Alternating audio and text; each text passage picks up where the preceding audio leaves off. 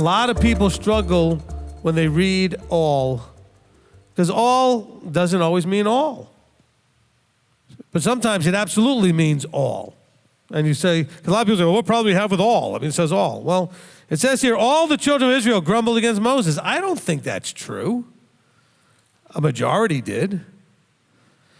And it said that all of the congregation said, if only we had died in the land of Mitzrayim. They probably didn't all say that.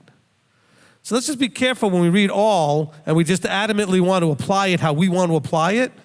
It's not always talking about all.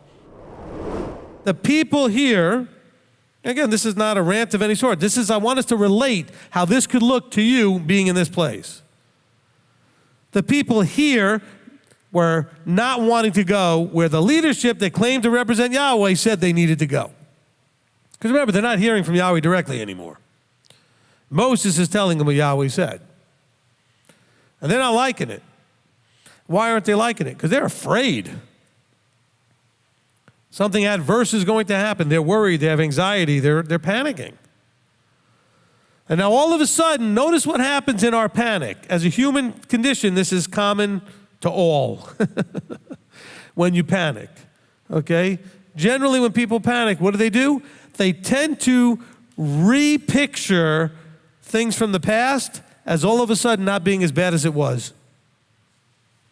Well, that wasn't so bad over there, really. Then why'd you leave?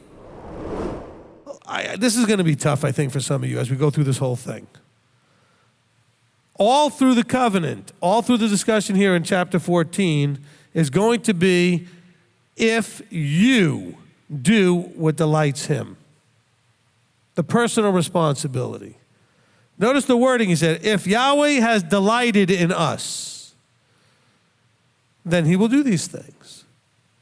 If he's not pleased with us, all bets are off. So why are you doing what's displeasing to him is basically what they're saying. But are you open to receive a different thought? Like when I demonstrate from Leviticus 25 that both calendars can be scripturally argued.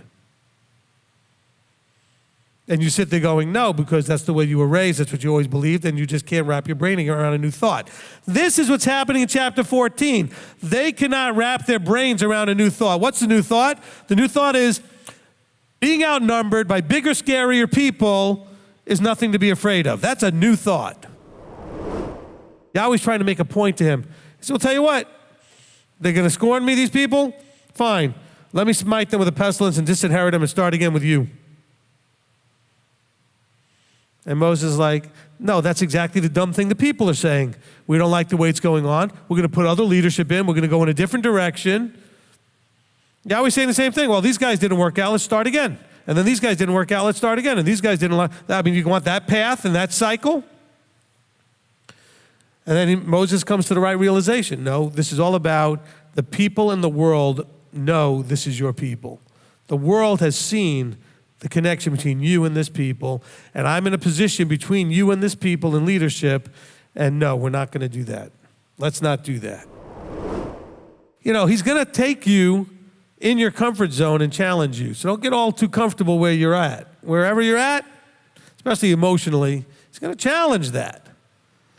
You're going to think, but I was so happy and I was so comfortable, and why is he doing this? Because you were so happy and you were so comfortable and you weren't growing at that point.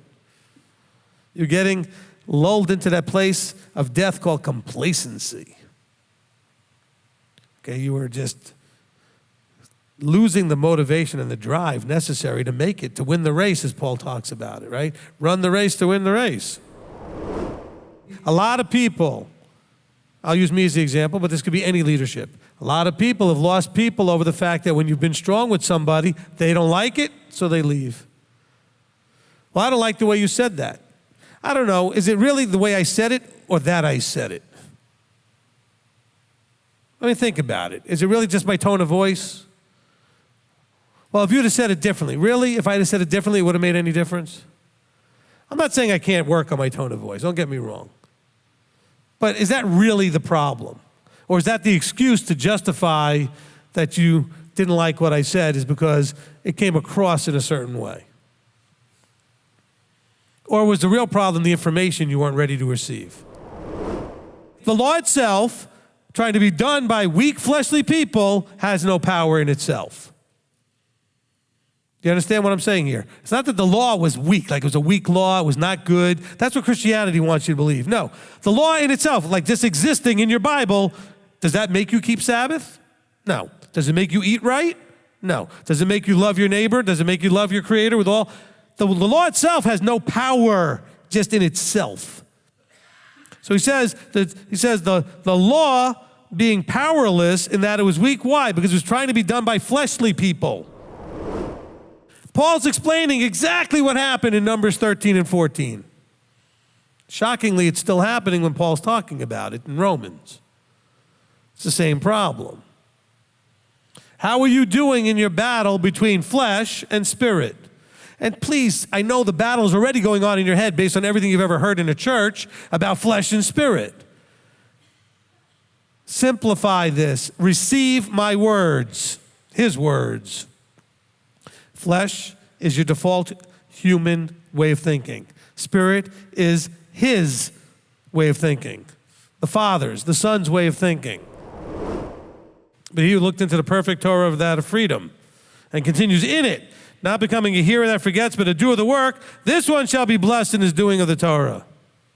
See the consistency? Paul says it, James says it, Yeshua says it, Moses is trying to tell us that. Yahweh's teaching us these things. But are you going to receive it, though? We are in a world not his. That means we're in a world of flesh. While we're in this world of flesh, we have to not be of the world by maintaining a mind of spirit. How do we know how to do that? He tells us. He gives us the Torah. The Torah tells you how to think like spirit, how to behave in that correct way.